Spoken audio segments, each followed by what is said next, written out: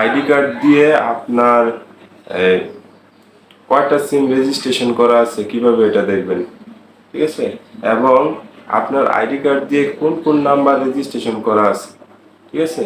তো এটাও কিভাবে দেখবেন, তো আপনার আইডি কার্ডের যে নাম্বার দিয়া আপনার সিম ব্যবহার কয়টা করছেন এবং আপনার আইডি কার্ড দিয়ে কয়টা সিম রেজিস্ট্রেশন করা আছে, আদৌ কি আপনার রেজিস্ট্রেশন নাম্বারগুলো আপনি ব্যবহার করছেন কিনা অথবা আপনার নাম্বারটা অন্য কেউ ব্যবহার করছে কিনা সেটা আপনারা নিজেই মোবাইল দিয়েই দেখতে পারবেন, ঠিক আছে।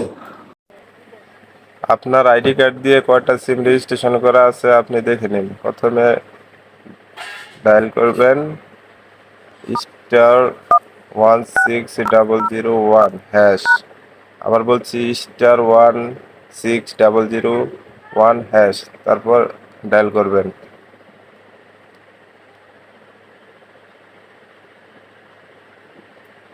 তারপর আপনার এনআইডি কার্ডের লাস্ট 4টা ডিজিট আপনি দিবেন। আমারটা আমি দিয়ে দিচ্ছি।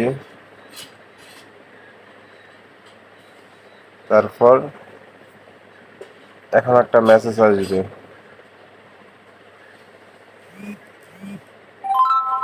মেসেজটা দিয়ে নিন।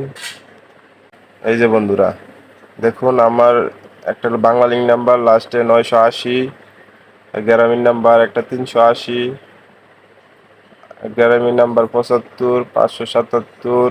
এভাবে সুন্দরভাবে আপনি দেখতে পারবেন আপনার কয়টা সিম আপনি রেজিস্ট্রেশন করা আছে। আর যেই নাম্বারটা দেখবেন যে আপনার ব্যবহার করছেন না, অতি শীঘ্রই কাস্টমার কেয়ারে যে এটা ক্লোজ করে দিন।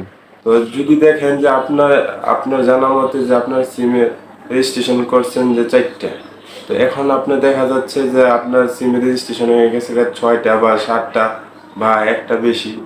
তো আদৌ আপনি জানেন না যে আপনার সিমটা কে চালায় বা কি আসে বিষয়, আর আপনি জানেনই না যে এই সিমটা কখন রেজিস্ট্রেশন করা হয়েছে বা কি আসে বিষয়।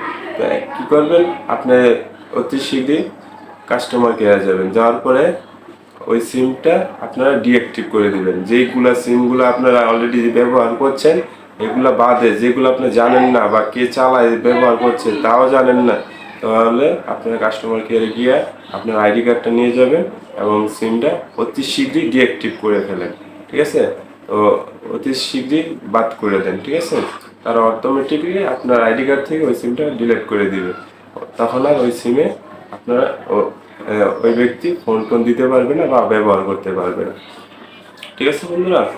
জরুরি এই কাজটা আপনারা অবশ্যই করবেন, না হলে আপনার সিম দিয়ে বিভিন্ন অপকর্ম অপরাধ মানে বিভিন্ন ক্রাইম করে বেড়ায়, তাহলে কি হবে, আপনি জড়াই যাবেন। যেহেতু আপনার আইডি কার্ড দিয়ে করা, তো আপনি অবশ্যই দোষী হবেন, ঠিক আছে বন্ধুরা। তো এমন বিভিন্ন বিষয় নিয়ে আপনারা অবশ্যই সচেতন থাকবেন।